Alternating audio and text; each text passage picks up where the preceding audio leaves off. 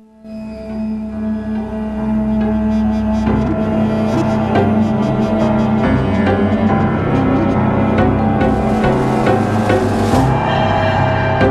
news. Hindi pala naman nakatakas si Sigismundo sa kulungan.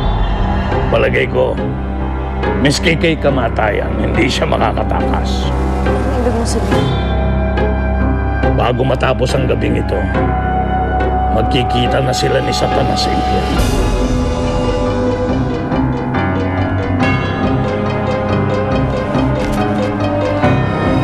Saan pupunta? Ramon, nakukonsensya ako. Oo, gusto ko sila magdusa pero ibang usapan ng umutang ng buhay. Hindi na ako natutuwa sa pagkalambot mo, ha? Dahil ba kay Sig ito? Aminin mo, dahil kay Sig!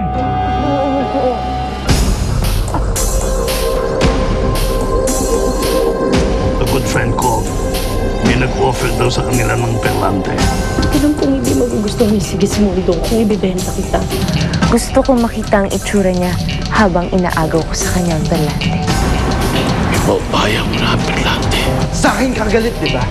Kaya ako pahirapan mo, buong pamilya ko. Hindi ako papayag na maghirap ako muli.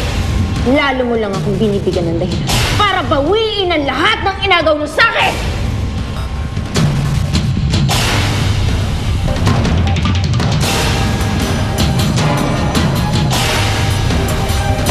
Nasaksihan niyo ang mahiwagang kwento ng kayamanan at pag-ibig sa mundo ng sisid.